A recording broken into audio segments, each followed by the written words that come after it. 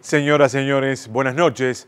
Es un inmenso gusto reencontrarnos con ustedes como cada martes y cada viernes aquí en Televisión Nacional. Está comenzando 3356.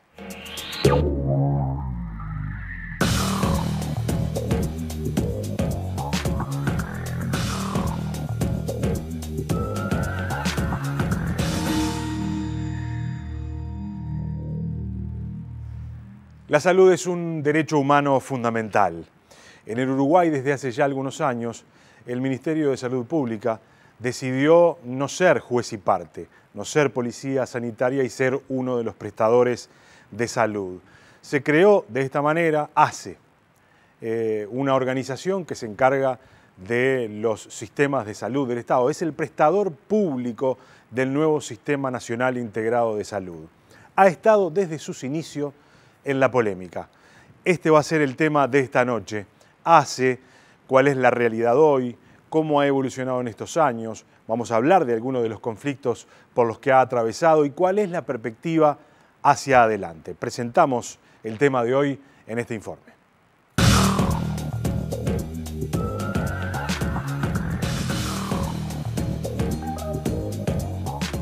La Administración de los Servicios de Salud del Estado, ACE, fue creada en 1987, pero 20 años más tarde fue transformada en un organismo descentralizado a través de la Ley 18.161. Desde la entrada en vigencia del Sistema Nacional Integrado de Salud, en enero de 2008, ACE se transformó en el principal prestador de atención integral a la salud en nuestro país. Más de 1.3 millones de ciudadanos son usuarios de ACE, lo que significa un 37% de la población del país. El 39% de los afiliados de ACE optó por el prestador a través del FONASA. ACE es el prestador de salud con mayor capacidad de nuestro país. La institución tiene 897 unidades asistenciales dispersas en el territorio. En total, funcionan 43 hospitales, 4 de ellos especializados, 21 corresponden a centros de rehabilitación y 7 son hogares. Su primer nivel de atención recibe más de 5.4 millones de consultas anuales, de las que más del 30% de ellas son urgencias.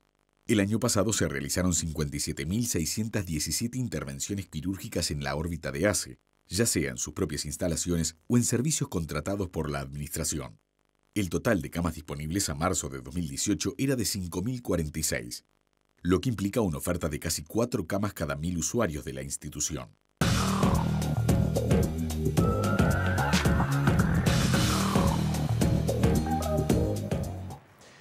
Ahí lo veían ustedes, casi 900 unidades en todo el territorio del país, 1.355.000 usuarios se atienden en ellas en todo el territorio nacional. Vemos la segunda parte del informe y ya venimos.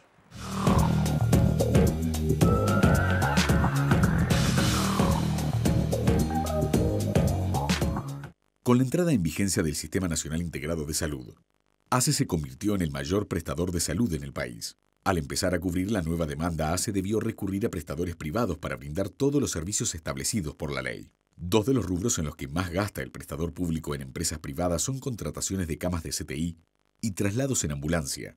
Tiempo después comenzaron los cuestionamientos a ACE por la compra de servicios al sector privado, y la Administración empezó a ser objeto de denuncias e investigaciones, algunas de las cuales derivaron en un cambio de rumbo.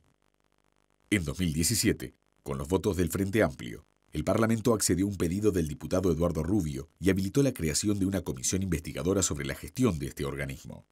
La comisión investigadora trabajó un año y durante ese periodo fueron cambiadas las autoridades y se empezó a trabajar en un nuevo modelo de gestión. En septiembre de 2018, la Cámara de Representantes resolvió remitir a la Fiscalía General de la Nación y a la Junta de Transparencia y Ética Pública todas las actuaciones correspondientes a la Comisión Investigadora sobre la gestión de ACE desde el año 2008 a la fecha y la denominada estafa al FONASA. Hace algunos días, ACE volvió a ser objeto de críticas debido a una denuncia sobre facturación de horas en medicina radiológica, situación que fue desmentida por las autoridades, que debieron nuevamente salir a explicar los procedimientos de contratación de servicios. Hoy, en 3356, hablamos sobre la administración de los servicios de salud del Estado, su rol en la implementación del Servicio Integrado de Salud, las complejidades a la hora de garantizar la universalidad en el acceso a la salud, los proyectos y los desafíos a futuro.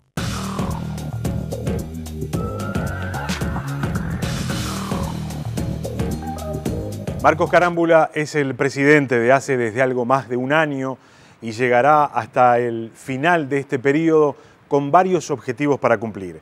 Con él vamos a estar conversando en el próximo bloque. Y después, los trabajadores médicos y no médicos de ACE también darán su opinión sobre este organismo, que es un organismo extremadamente complejo y que necesariamente tendrá que ser revisado permanentemente en las funciones, en los cometidos y en su gestión. Hacemos la primera pausa y ya venimos.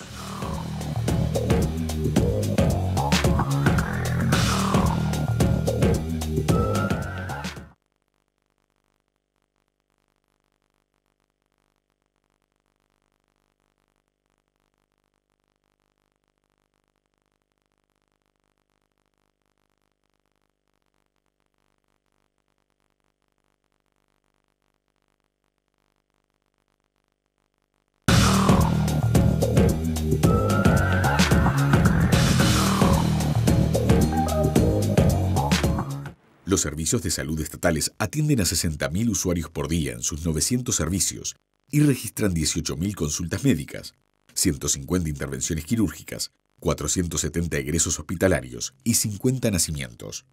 Hoy, en 3356, hablamos sobre la administración de los servicios de salud del Estado, el mayor prestador de servicios de salud de nuestro país, sus logros y sus desafíos.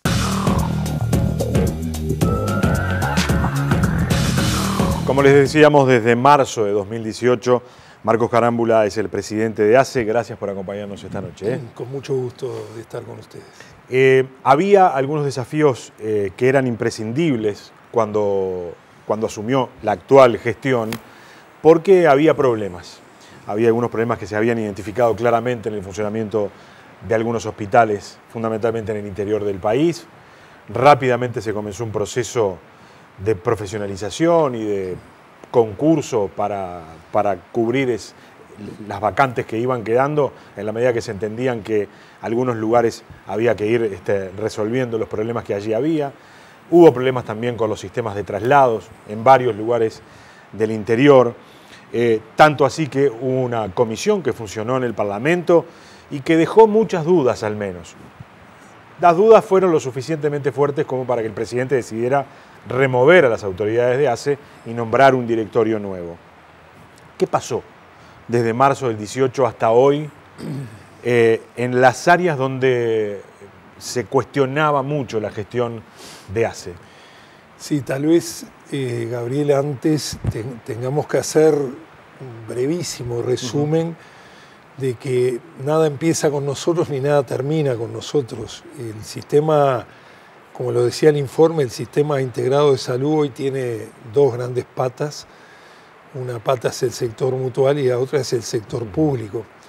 En estos 15 años prácticamente se han triplicado los recursos para la salud pública. Hoy estamos hablando de 1.100 millones de dólares anuales. Representa más del 2% del producto, la salud pública, un producto que ha crecido y casi en un producto de 9.6 destinado a la salud. Ya que el concepto de hospitales para pobres y que se atendía con carnet de pobre se superó en la medida que hoy la mitad de la población del sistema integrado de salud opta y se atiende en ACE, en la salud pública, y la otra en el sector mutual. Entonces, hay un acumulado en estos 15 años de mayor dotación de recursos, de inversión en infraestructura, de distribución de la cobertura, haciéndola universal en todo el país, donde la salud pública ha jugado un rol fundamental. O sea, partamos del análisis del marzo del 2018, pero sobre la base de esto, con logros fundamentales, ¿verdad? Que son procesos también acumulativos, que tienen que ver con los determinantes sociales, pero tienen que ver también con los programas específicos.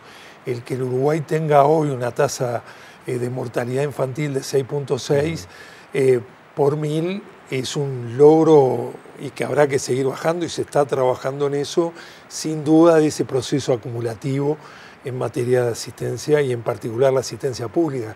Que no haya las asimetrías que había entre regiones o entre sectores privados o sectores públicos en materia de mortalidad infantil, o que se haya reducido drásticamente la mortalidad materna, o que se haya logrado descender el embarazo adolescente. Son todos por los cuales uno debe analizar las cosas en su contexto. Y voy a la pregunta suya sin duda. Pero digo, veamos este proceso que implica además toda una serie de logros, de fortalezas en materia de infraestructura muy importante, con una inversión en infraestructura también muy importante. ¿A dónde apuntamos nosotros cuando asumimos?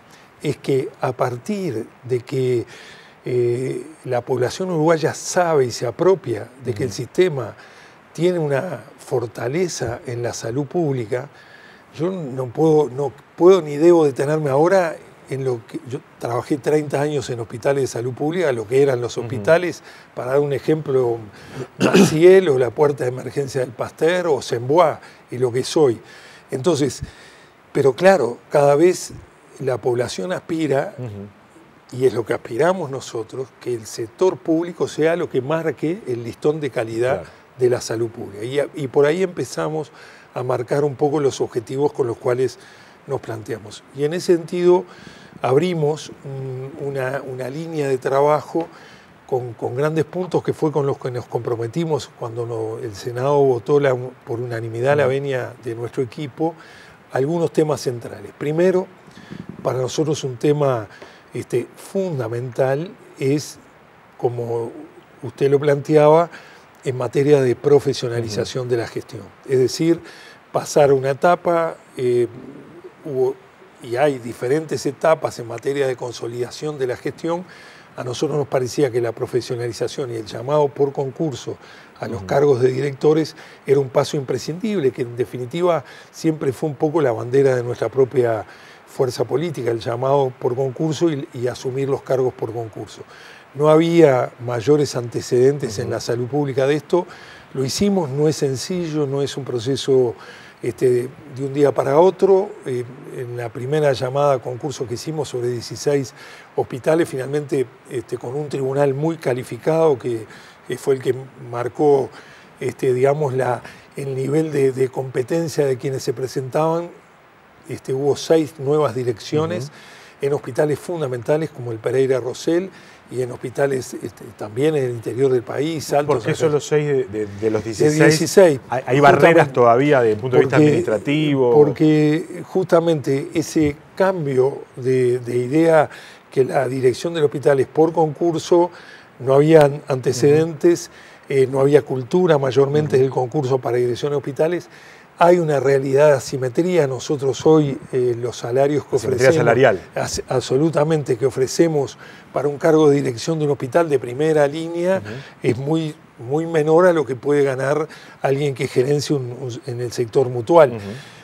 Ya lo planteamos en la rendición de cuentas, y seguramente debe ser un tema central de la ley próxima de presupuesto, que las funciones de alta conducción hospitalaria tengan una remuneración acorde. Y además la misma desafío que es la... Perdón que haga un paréntesis acá. ¿Solamente el camino es subir los salarios del sector público, o hay algunos problemas en el sector privado que hace que en algunos lugares, en algunos cargos, se paguen cifras que parecen estar por afuera de la realidad del país? Sí, ese es un tema... Y eso hace que sea muy difícil competir. Ese es un tema absolutamente de fondo, absolutamente, a mi entender, de los cuellos y de las dificultades que tiene el sistema, no solo con respecto a las direcciones de los hospitales, sino también a lo que tiene algunas que ver especialidades con algunas especialidades, y a un tema... sea, pasa lo mismo con las direcciones de los hospitales que con algunas especialidades. Y a un tema que es para nosotros fundamental, que es la complementación. Nosotros no queremos ser salud pública la hermana pobre del sistema. Nosotros atendemos a la mitad de los uruguayos, al igual que el sector mutual. Por lo tanto, la complementación con equidad, con precios razonables, con acuerdos y con prestación de servicios complementaria, no la unidirección de la venta de servicios, sino la complementación. Claro. Eso es fundamental. Pero digo, yendo a los temas centrales, profesionalización, hoy justamente está venciendo el plazo, hay nuevos concursos y tenemos, por ejemplo, cosas bien gratas. Hemos llamado concurso al nuevo Hospital de Colonia, que es un gran desafío como hospital regional. Hablaremos de eso, segundo objetivo, regionalización. Y sabemos que se han presentado 7 aspirantes a la dirección del Hospital de Colonia, lo mismo en Florida, lo mismo en 33. Una apuesta muy importante, profesionalización. Segundo, regionalización. Claro, digamos, esto de profesionalización también hay que destacar que quien gana un concurso lo gana no solo por mérito, sino que además trae un proyecto de gestión. Son 3 aspectos. Ahí está. Antecedentes, méritos, proyecto del hospital que va a dirigir y compromiso de gestión. Cada director que gana un concurso firma un compromiso de gestión que se evalúa periódicamente. Los cargos son ganados por concursos por 2 años con opción a renovarlos hasta 2 años más, pero semestral y anualmente se hace una evaluación del compromiso de gestión, porque eso es fundamental, no solo es el concurso, sino luego el seguimiento. Sí, si no queda lo declarativo, ¿no? Exactamente. Entonces, profesionalización. Segundo, regionalización. Esto para nosotros es fundamental junto con el cambio de modelo del sistema. Otro de los debes que el sistema todavía tiene, por más que se está avanzando, es verdaderamente priorizar y enfatizar el primer nivel de asistencia. Nosotros en ese informe que ustedes hacían, fíjese que en un acuerdo que hicimos con la Dirección de Ordenamiento Territorial, en toda población de más de 1000 habitantes hay un centro de la salud pública de ACE al cual se llega caminando en menos de 1 hora. Lo que habla de una red de 850 centros en todo el país. Al mismo tiempo, esa misma distribución que hemos hecho con la DINOT nos permite ubicar dónde tenemos los centros de tercer nivel, CTI, dónde debemos fortalecer lo nuestro. Nosotros tenemos CTI en los lugares de referencia más importantes del país, habrá que en aquellos lugares, de acuerdo a este estudio que hemos hecho, donde debemos complementarnos en una primera etapa. Pero hoy eso nos permite tener una perspectiva de cobertura desde la regionalización, fortalecer el primer nivel. Algo que hemos insistido mucho, el corredor asistencial, es decir, tiene que haber una integralidad entre quien atiende en el primer nivel y que tenga respuesta en el hospital de segundo nivel o cuando la complejidad lo requiere, llegar al CTI. Tercera una consulta con respecto a esto de la regionalización. En todos los lugares donde ustedes han identificado que hay debilidades en materia del tercer nivel, ¿ahí necesariamente salud pública se va a instalar o es la proyección instalarse o es... Bueno, empezar, al menos desde hace, procesos de complementación con el sector privado? Claro, esa es la visión clave, ¿verdad? Nosotros, este estudio que hicimos con la Dirección de Ordenamiento, es un estudio muy innovador que permite, de acuerdo a las carreteras, las rutas, los tiempos, a lo que la gente utiliza de distancia, nuestras propias potencialidades, saber cómo estamos. Y hoy, si uno ve, así como dijimos, de toda población de más de 1000 habitantes, ve el mapa de los CTI del país. Cuando usted mira ACE, es la que tiene mayor cobertura. Pero cuando mira complementado con el sector privado, usted puede cumplir los estándares que te exige la llegada a un CTI en los tiempos necesarios. Hoy ACE tiene CTI Salto Paysandú, en el eje de Tacuarembó-Rivera, en el eje de la ruta 5 al sur, desde Florida hasta los centros de CTI Maciel, Pasteur, Español, Maldonado en la perspectiva del este, La Valleja en la perspectiva del este. Apuntamos a un fuerte desarrollo de Colonia como hospital regional, no solo con lo que ya tiene CTI, Centro de Salud Mental, Centro de Rehabilitación. Esa es la perspectiva de regionalización de ACE. Por cierto, ejemplo, noreste del país, hay que trabajar en la complementación. Complementación, insisto, con equidad. ¿Qué da ACE, qué da el sector privado? Y ahí se ha avanzado en esto de la... digamos, en construir un sistema de precios que hagan que sea razonable que cuando quien contrata es salud pública se cobren precios parecidos a cuando quien contrata es el sector privado.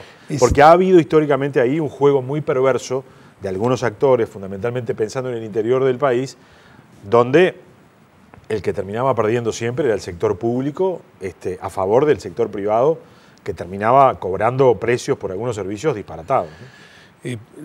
Le voy a dar como ejemplo el tercer aspecto que tiene que ver con el sistema de traslado, donde eso es clarísimo, pero este otro tema que usted plantea es un desafío que tiene el sistema, donde el rol de la rectoría, es decir, desde el Ministerio de Salud Pública, es clave y donde seguramente la ley de la creación del Sistema Integrado de Salud, que marca la complementación como un ítem, precisa a la ley darle una amplitud de mayor precisión en la normativa para que efectivamente la complementación con equidad sea un tema central. Claro. Es uno, sin duda, de los temas en perspectiva que tenemos que plantear que nos gustaría esbozar hacia el futuro. El cuarto aspecto tiene que ver con el sistema de traslados. Nosotros efectivamente nos encontramos con situaciones muy disímiles, con situaciones de conflicto de interés, con situaciones que tienen que ver, uno se tiene que ubicar siempre en el personal nuestro que está en el primer nivel de asistencia o un hospital, el médico jefe de guardia de residencia o el enfermero, la enfermera, que usted tiene un caso de urgencia, un politraumatizado, un infarto agudo o un caso que requiere un accidente vascular que usted tiene que resolver, donde el tiempo es parte de la terapia y tiene que resolver un traslado. Y entonces se han dado circunstancias donde el resolver el traslado es a costa de precios no acordados previamente, no arancelados, y a veces, como se ha demostrado, con situaciones de conflictos de interés. Entonces, nosotros, y esto nos tiene... Cuando hablamos de conflicto de interés, para que quede claro el que está viendo, para que no decir Gregre, para decir Gregorio. Gente que estaba en un lado del mostrador y del otro, y que era quien se contrataba directamente servicios de este tipo, aún sabiendo que eran necesarios. No estamos diciendo que lo hacían a propósito. Que eran imprescindibles. Que eran imprescindibles porque para salvar una vida a veces hay que tomar una decisión en el momento, pero justo se contrataba con una empresa con la que uno tenía algún tipo de vínculo. Sin duda, bueno, ese sin duda es el tema, ¿no? Si uno está de un lado del mostrador, tiene que explicitar que está de un lado del mostrador y no puede estar siendo del otro lado ordenador del gasto. Claro. En eso, una de las cosas positivas que logramos en este tiempo, nosotros hicimos un planteo a todas las fuerzas políticas y se votó por unanimidad en el Senado, y con amplia mayoría en diputados, una modificación del artículo 46, que es el que tiene que ver con el TOCAF vinculado al conflicto de interés, donde es imprescindible precisar justamente las situaciones de conflicto de interés. Y lo otro que estamos haciendo, que está en pleno curso, el llamado, es un sistema nacional de traslados especializados donde tengamos tres aspectos. Primero, calidad del traslado. Es decir, muchas veces la urgencia requería un traslado y la ambulancia, que debería ser especializada, no reunía las condiciones. Primero, calidad. Segundo, tiempo, asegurarnos tiempos adecuados en la cobertura del traslado. Y tercero, precios. Ese llamado lo estamos haciendo sobre la base de 3 puntos. Primero, fortalecer el sistema público de traslado, es decir, lo que nosotros tenemos, el SAME 105, el Servicio de Emergencia Pública, fundamentalmente en el área metropolitana, donde tenemos la mayor fortaleza, un sistema de monitoreo nacional que ya está funcionando en plena implementación, donde usted donde esté llama y le dicen, tiene que recurrir a tal ambulancia y va a desplazarse a tal centro, monitoreado y evaluado verdaderamente la urgencia, la necesidad y a dónde trasladar. Monitoreo. Ahora, en este centro se va a incluir el SAME, o sea, el sistema público, y también van a haber empresas privadas que brinden servicios. El monitoreo central es del SAME. Solo para el SAME. Es el que va a coordinar con el sistema público en el área metropolitana, fundamentalmente, el llamado de Canelones y al resto del interior del país, y con el sector que gane esta licitación abierta, transparente. Hicimos las consultas debidas con el Tribunal de Cuentas de tal manera de dar todas las garantías y con eso vamos a hacer un sistema nacional. Los precios ya van a estar fijados. Absolutamente. Es decir, nadie va a poder verse sorprendido porque en un traslado se va a cobrar una cifra disparatada. Precios, calidad y tiempo arancelados. Eso para mí, sobre mediados de octubre va a estar venciendo el plazo de presentación de los proyectos. Creo que eso para nosotros es un aspecto fundamental. Quinto punto, para no robarle demasiado tiempo y ser para nosotros un tema fundamental que pusimos desde el primer día, que es auditar, transparencia en la gestión, responder a todos los pedidos de informe de los legisladores y, por cierto, de los medios de prensa, con la mayor celeridad, que no quede nada sin responder, y gestión. Es decir, no solo es auditar, no solo es transparentar, sino además gestionar. En este momento estamos haciendo un repaso de todas las auditorías que se hicieron en 2018 y ver qué es lo que se ha corregido y qué es lo que falta. Y hemos dado una especial fortaleza al área de auditoría, poniendo al frente gente solvente de todo punto de vista, técnico, administrativo y profesional, como es el doctor Cerdeña, y un equipo trabajando en materia de gestión para corregir lo que la auditoría genera. Eso para nosotros es un tema fundamental. Hablábamos de los precios de algunos servicios, como el tema de los traslados, hablábamos de los precios de los CTI, que también habrá que resolver esos temas para cuando contrata el privado o cuando contrata el público. Ha aparecido en los últimos días, en las últimas semanas en realidad, un tema vinculado a sobreprecios que al parecer se estaban pagando en los hospitales públicos, o en algunos al menos, vinculados a los exámenes de imagenología que se hacen en algunos lugares, y allí aparecen algunas claves de este asunto. Y tienen que ver con cómo el sector público y el sector privado se interrelacionan o se interrelacionaban, y cómo ha avanzado el sector público en brindar este servicio por su cuenta, digamos. Y aparecen además algunos problemas vinculados a lo que se paga en un sector, a los profesionales que lo hacen, y lo que se paga en el otro. De hecho, aparecía allí, como solapando la situación, que en realidad había acuerdos que existían entre los profesionales y las instituciones de trabajar menos horas, te pago por más, porque de esa manera compenso lo que te paga el privado, porque yo no te lo puedo pagar. ¿Quedó claro qué fue lo que pasó? ¿Se pagan efectivamente sobreprecios? ¿Se sobrefactura por este trabajo en ASE? Sí, es un tema que cobró notoriedad hace unos días y me parece muy bien precisarlo. Es más, nosotros pedimos ir a la Comisión de Salud del Senado justamente a explicitar el tema, porque es mucho más profundo, que tiene que ver con lo que ya venimos hablando, que solo el tema de la imagenología. En primer lugar, nosotros hemos hecho digo, continuidad de gestión, no esta gestión que tiene 19 meses, sino este proyecto de darle a la salud pública los recursos para que la salud pública atienda al 1.400.000 uruguayos que se atienden. Para dar una idea, hoy en el Uruguay hay 10 tomógrafos, 5 en el interior de la salud pública, 5 en el interior, 5 en Montevideo. Hemos hecho un gran esfuerzo de equipamiento, para dar ejemplos, en el Pereira Rosell, en neonatología, en imagenología. O sea, hay un esfuerzo de infraestructura muy importante. Ahora en pocos días se inaugura el nuevo tomógrafo de Flores, en Tacuarembó, en Fraiventos, que es un centro modal de imagenología en aquella zona, en Minas. Es decir, le hemos dado al tema del equipamiento y la infraestructura un rol fundamental. ¿Para qué? Para optimizar los recursos que se vuelcan y que la mayor parte de los servicios se cumplan en la salud pública, de tal manera que optimicemos los recursos que se destinan. Esto es lo primero que queremos dejarlo dicho. En segundo lugar, lo hemos aclarado una y otra vez, a cada hospital se le fija un cupo. Ese cupo, de acuerdo a ese cupo, tiene que cumplir determinado tipo de servicios, determinados tipos de tomografía, determinados tipos de imágenes, de estudios imagenológicos. O sea, tiene un volumen de dinero, tiene que gastar ese volumen. Entonces, no hay gastos por encima del cupo, no hay gastos por encima de las horas asignadas y se cumple con los objetivos planteados. Ejemplo, Hospital Maciel, que ha estado, tal vez el que ha estado más en la mira. El Hospital Maciel, con el cupo asignado, con el volumen de horas que se le da, desarrolla un volumen de tomografías, 1.800 tomografías, que es el servicio público-privado que cumple con mayor eficacia el número de imagenología y no sale a contratar afuera. Segundo, el Hospital Pereira Rosell, otro modo de contratación vía funciones de alta dedicación, nos permite resolver en el Pereira Rosell prácticamente la totalidad.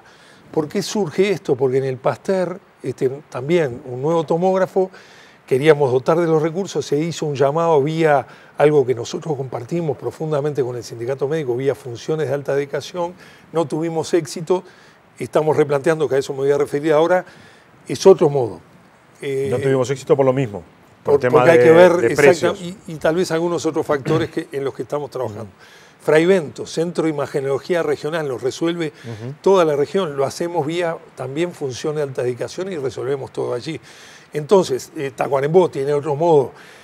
Son diferentes modalidades de contrato que es lo que nosotros estamos analizando. O sea, ante su pregunta nosotros estamos evaluando. Ejemplo, había modalidades de contratación, no solo en el sector público, sino también en privado, que vienen desde el 2001, del sector de imagenología, donde es una especialidad que tiene un tiempo de hacer el examen, otro tiempo de lectura, otro tiempo de informe, se marcaba ese sistema de 6x4 y que es lo que estamos analizando. Pero analizando no solo para determinar las distintas modalidades de contrato que las hay, sino además en un ámbito que con el sindicato médico, con la Sociedad de Imagenología, con la Cátedra de Imagenología y nuestros directores queremos analizar una por una estas modalidades de contrato, nos hemos dado un tiempo y marcar una solución más de fondo. Claro. Nosotros, Gabriel, seguimos apostando a que sin duda el principal camino es algo que el cuerpo médico viene replanteando hace mucho tiempo, que es la función de alta dedicación. Eso nos parece que es concentrar en un lugar con una buena remuneración y el médico esté acorde a la responsabilidad que eso genera. Marcos Carámbula, gracias por este rato. Nos quedan un montón de temas. Nos queda el acuerdo que hicimos con los trabajadores, pero seguramente que fue el sexto punto. Vamos a hablar Sindicato Médico y Federación exactamente, Médica, vamos a hablar con Federación de Salud Pública. Con el Sindicato Médico, con la Federación, porque también nos interesa ver cuál es la mirada que tienen sobre algunos de estos asuntos y fundamentalmente sobre esto. El Estado a veces da la sensación de que se hace trampa al solitario, ¿no? Y tiene decenas de formas de contratación distintas para sus trabajadores, generando a veces inequidades, injusticias, complejidades. Qué bueno que con los trabajadores también vamos a intentar descifrar. Se ha hecho mucho, hay que hacerlo, sin duda, seguirlo haciendo mejor, porque la gente reconoce a la salud pública como su principal prestador. Gracias por haber venido, un gusto como siempre. Gracias. Señores, hacemos una pausa. Ya venimos con el Sindicato Médico del Uruguay y la Federación de Funcionarios de Salud Pública.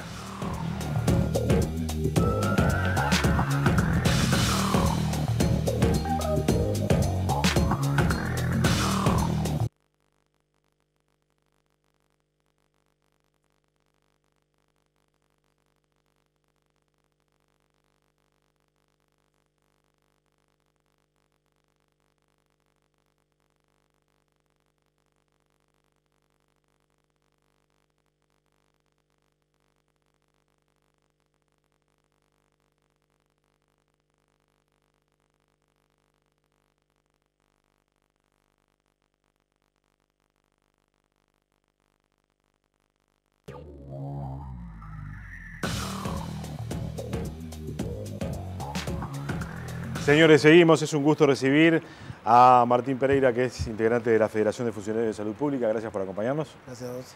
Y a Gustavo Greco, también presidente del Sindicato Médico del Uruguay. Gracias a los dos por estar. Placer estar aquí. Terminamos en el bloque anterior con nuestro primer invitado, el presidente de ACE, hablando de estas complejidades que tienen los sistemas de contratación en el Estado, ¿no?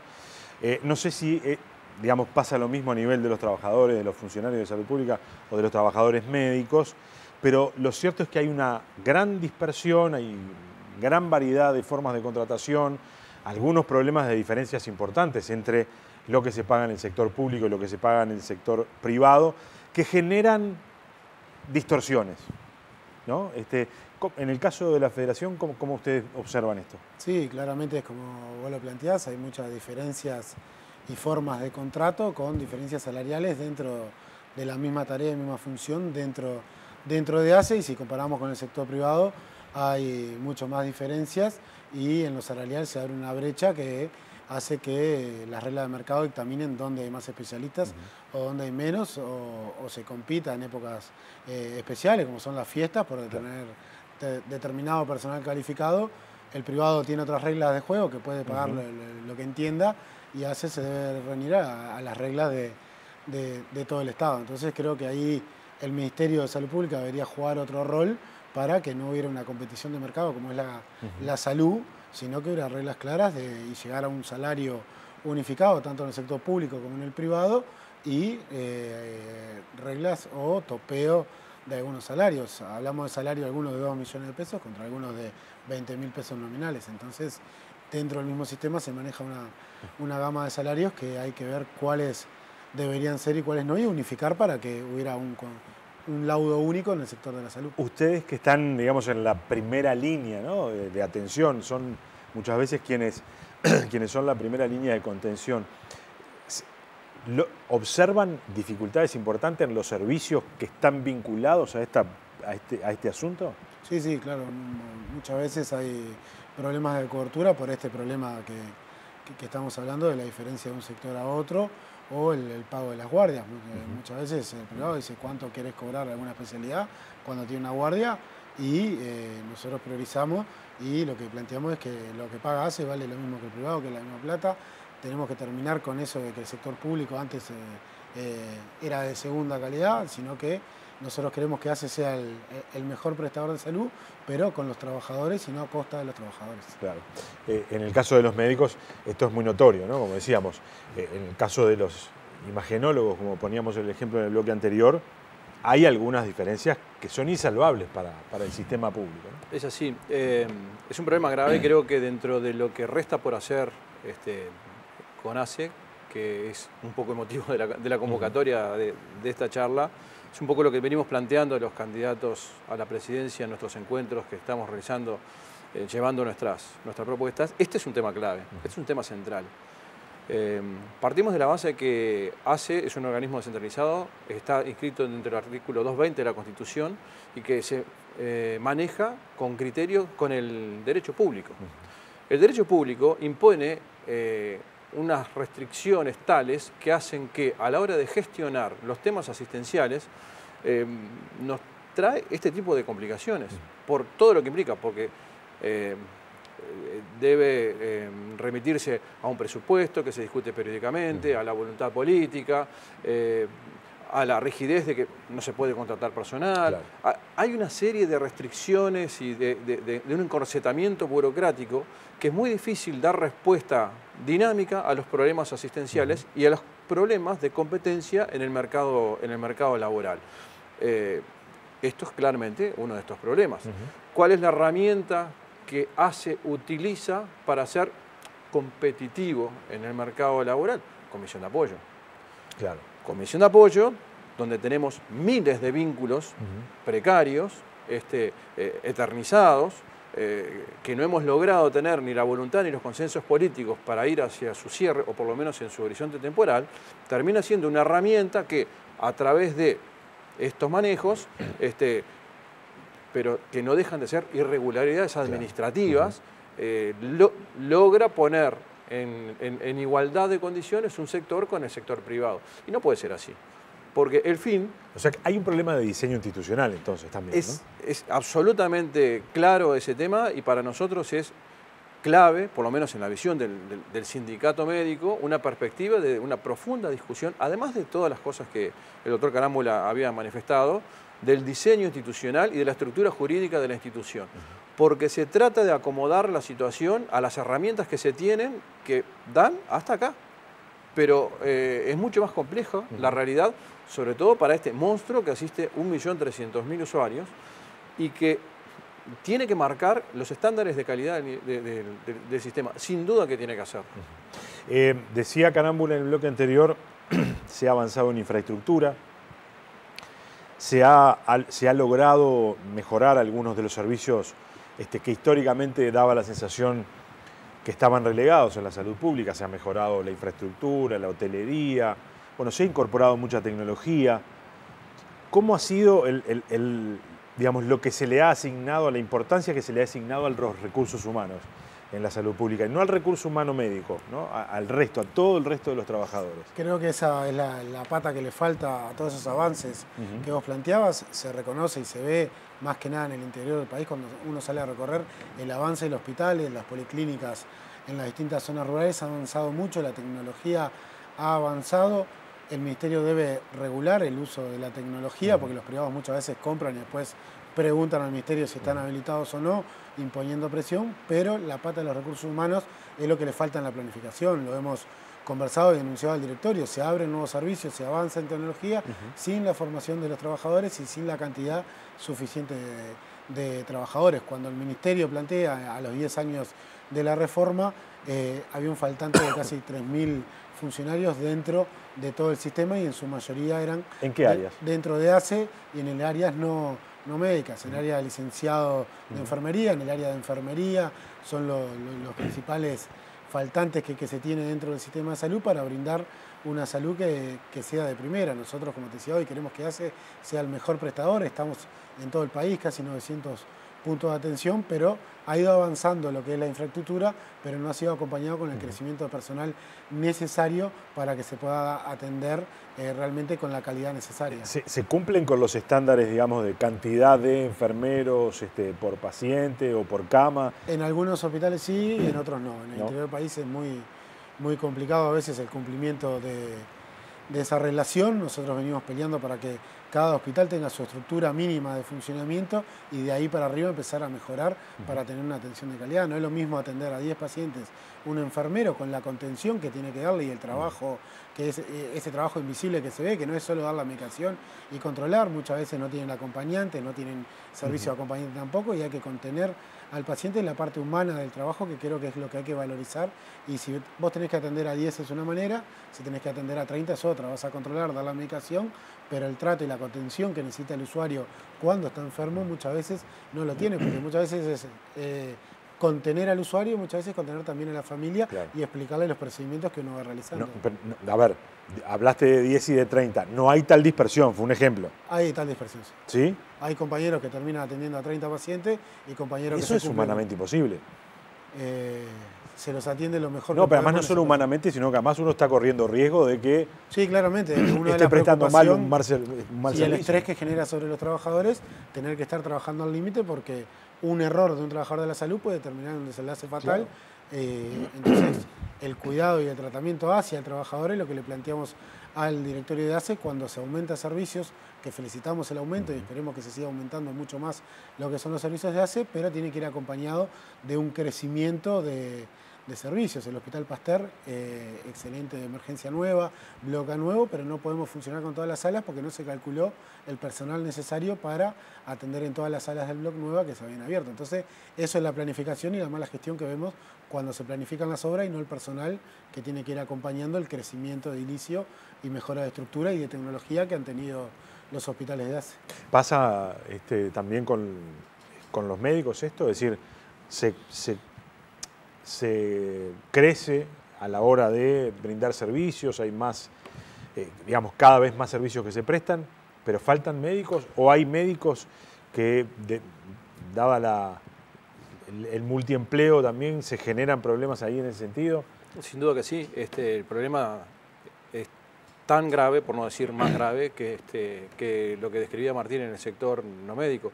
La carencia de recursos humanos calificados en distintas áreas, particularmente en el interior del país, es un problema grave, no resuelto, que está muy emparentado con lo que hablábamos recientemente. Porque la contratación de personal... ¿El problema es el interior? Es más notorio en el interior. Ahí está. Sin duda que es más notorio en el interior. Completar una dotación de recurso humano calificado para poder brindar una prestación, una cirugía, un parto, terapia intensiva, si no se puede, se termina rentando en el privado. Entonces se termina pagando con recursos de rentas generales en el privado un servicio que se puede brindar en la propia institución porque la estructura no permite, o por distintas razones, no se puede adecuar para brindarlo. Entonces, esa contradicción lleva a que si bien es muy compartible y saludamos y felicitamos haber pasado de 350 millones de dólares a 1.100 millones de dólares de presupuesto. Multiplicó por 3, decía. Multiplicó por 3, una inversión por usuario que está en un 75-80% del privado. Haber mejorado notorios esos números. La eficiencia en el manejo de esos números, el resultado de la prestación y de la calidad asistencial que se obtiene con esa inversión no es acorde, aún no es acorde. Y hay mucho para avanzar en ese sentido. Si nosotros a esos 16 hospitales, 900 prestadores, le preguntamos sus resultados asistenciales, información. Cuando hablamos de calidad asistencial, ¿no? Todo lo que hoy el sistema mutual está sujeto a estrictos controles de control de hipertensos y que está reportado en la página web, cuando vemos en ACE no hay datos. O faltan muchos datos, no hay datos, no es negro o blanco, faltan datos. Bueno, tenemos que empezar por ahí. O sea, las metas de prestaciones que se imponen se cumplen en los privados y no así en el sector público. Y se controlan mucho menos en el sector público, porque tiene ya asignado su presupuesto por otras vías. Eso hace que el esfuerzo para tener una calidad asistencial acorde a lo que merece la población no sea el mismo. Todo esto está de la mano de lo que hablamos, del diseño institucional, de la estructura y de cómo la autoridad regulatoria, que es quien en definitiva tiene que poner,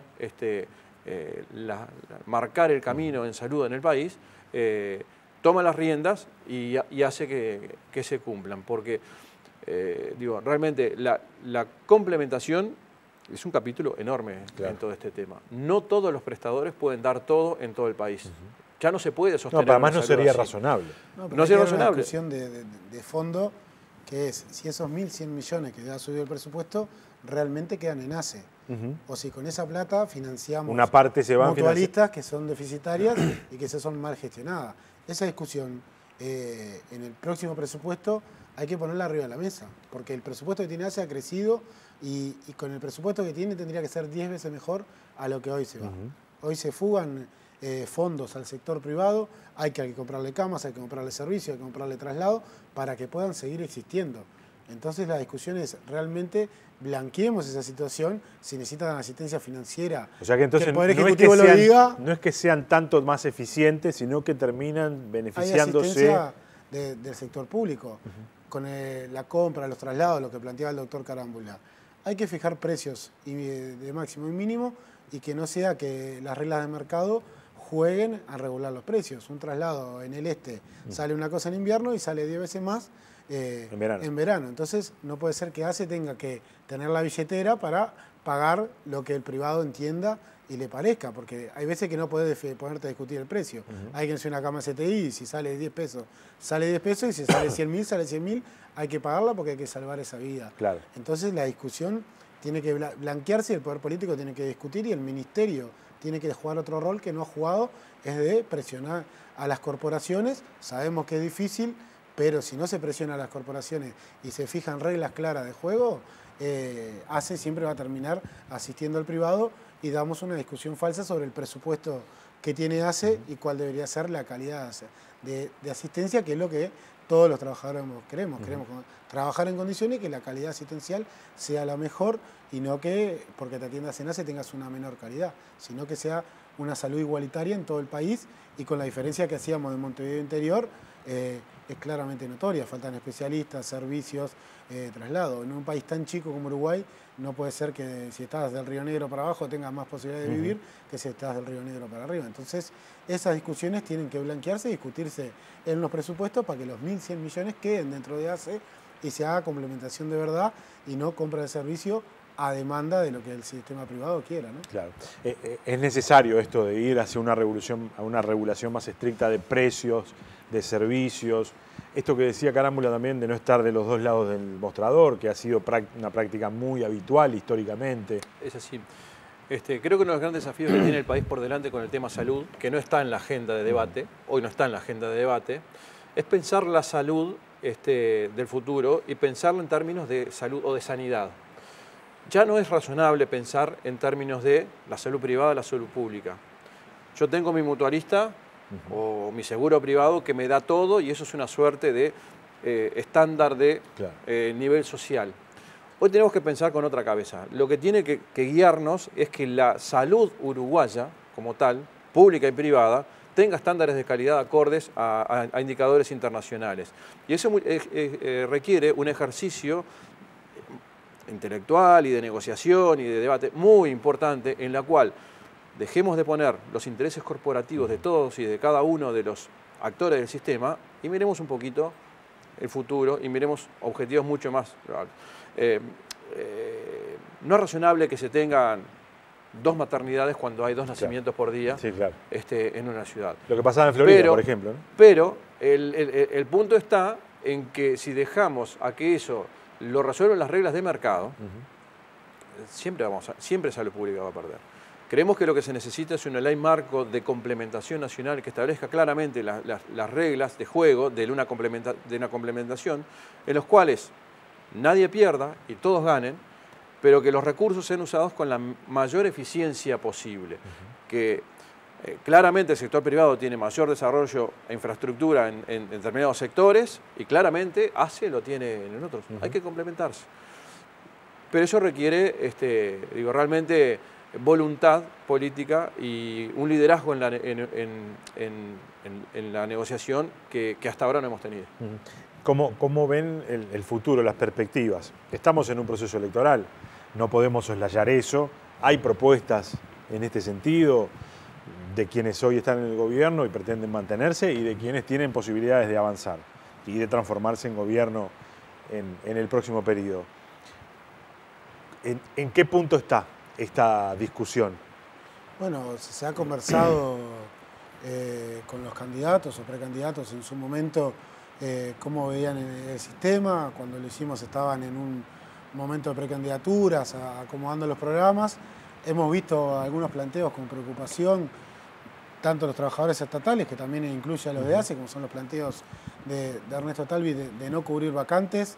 Nosotros dentro de ACE la preocupación es cómo se va a atender a la población si no se cubren las vacantes, que hoy estamos con un faltante de inicio y si todo lo que se jubila, cese o fallecen compañeros dentro de un año no se cubren, ¿cómo se van a brindar esos servicios? Eso es preocupante. ¿Entendí bien? Hace un ratito me hablaste de 3.000.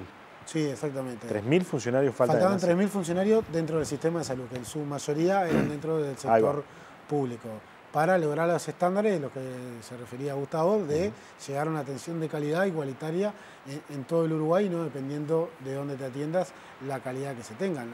Tiene que haber una previsión, hay muchos titulares en todos los partidos y hay que llevarlo a aterrizar esos programas y titulares para ver realmente qué van a hacer. A veces vemos desconocimiento de lo que es la salud en el todo, porque no es una cosa aquí en Montevideo, otra cosa en el interior, según qué parte del interior es cómo se maneja, la extensión de los extranjeros con las crisis que está viviendo Argentina y Brasil. Eso, si se sigue profundizando, tiene que estar dentro de la discusión. La atención en frontera. Porque esto ha significado más ingreso de personas al sistema. Sí, claro, se vienen a trasladarse por el caso de Brasil, la frontera con Brasil, ha aumentado la atención de la población de brasileros dentro del sistema público uruguayo por la falta de respuesta que están teniendo en su país. Entonces, creo que hay que pensarlo del lado de recursos humanos. Todos los partidos hablan de regionalizar. Hoy ya se está regionalizado. El tema es que no se regionalizó el poder, todo se define en ACE Central y no hay una conducción clara en las regiones que puedan tomar decisiones. Hay que ver quiénes son los directores regionales, cómo se eligen esos directores que tienen que llevar a cabo la ejecución del gasto y el control del gasto. Hoy es muy difícil controlar lo que pasa al gasto. Después saltan los problemas que ha tenido ACE en todo este periodo de irregularidades que no pueden seguir pasando porque eso no solo repercute en la imagen política que tenga el directorio y demás, sino repercute en los trabajadores que ven que con su esfuerzo, cuando planteamos que no hay aumento, que no se puede llegar a más recursos humanos, y te plantean, se fueron 50 millones en 33, como se planteó el último caso de que salió a la luz pública. Entonces, eso hay que reafirmar la imagen del trabajador, potenciar al trabajador para brindar una asistencia de calidad y claramente que sea la misma calidad en ACE que en el sector privado. En el caso de los médicos, ¿han tenido contacto con los partidos políticos? ¿Cuál es la perspectiva que se ha planteado de cada uno de ellos? Nosotros hemos trabajado mucho sobre el análisis del sistema, lo que entendemos que debe, hacia dónde debe ir el sistema. Compartimos tanto con la Federación como con la FUS la visión de futuro, de presente y de futuro, el análisis de los problemas que tenemos y lo que se debería hacer. La ausencia de la salud en el debate político caliente de la preelectoral nos indica que hay cosas que están bien, sin duda que hay cosas que están bien, pero nosotros sabemos que hay cosas que hay que modificar y que hay que mejorar. Eso lo hemos analizado, hemos hablado, muchas de esas cosas las acabamos de hablar. Lo hemos puesto en un documento que hemos trasladado a todos los partidos políticos y estamos teniendo una serie de encuentros con los candidatos a la presidencia y sus equipos asesores en salud, debatiendo en este intercambio. Encontramos un alto nivel de coincidencia en una serie de planteos que para nosotros son esenciales, muchos de ellos de los cuales aquí hablamos en cuanto particularmente en cuanto a ACE, en cuanto al cambio en el artículo de la Constitución, brindarle mayor autonomía, la regionalización y descentralización del poder, la complementación, la flexibilización a la hora del manejo de los recursos humanos, el cierre de comisiones de apoyo. Encontramos coincidencia en todo eso. Un programa nacional de calidad, en fin, una agencia de evaluación de incorporación de medicamentos y tecnología, todo esto con su debida fundamentación. Compartimos la preocupación en cuanto al ingreso de funcionarios, como está planteado. Marcamos nuestra discrepancia con el planteo cuando tuvimos la entrevista con el equipo asesor de salud del Partido Colorado. Están los ámbitos para esto discutirlo. Y tenemos pendiente el resto de los encuentros. Encontramos un alto nivel de coincidencia, felizmente, en cuanto al rumbo de la salud, con los matices que podamos tener con cada uno de ellos. Veremos a partir de marzo cuánto podemos plasmar de esos cambios imprescindibles que entendemos que el sistema necesita en estos momentos. Hasta hace un tiempito, creo que fundamentalmente el sindicato médico lo decía, no sé la federación también, pero ustedes entendían que estaba estancado el Sistema Nacional Integrado de Salud. En 30 segundos, ¿esto efectivamente así lo siguen viendo así? ¿Se está avanzando muy poco? Lo seguimos viendo así, pero lo vemos con un enorme potencial de desarrollo si se ejecutan las acciones, si se toman las decisiones políticas que entendemos que se tienen que tomar. ¿La federación? Sí, compartimos, hay que tomar decisiones políticas. Este gobierno tiene que seguir gobernando hasta marzo, así que estamos a tiempo que se puedan tomar para ya ir marcando el rumbo hacia el gobierno que viene y definiciones políticas que el Ministerio debe jugar otro rol que no ha jugado hasta el momento en esas decisiones y poder seguir avanzando en un sistema que los trabajadores lo valoramos como muy positivo, el cambio que hubo cuando la creación del Sistema Nacional de Salud. Martín Pereira, Gustavo Greco, gracias por habernos acompañado. Un placer. Gracias. Nos reencontramos en cualquier momento. Señores, con ustedes la semana que viene.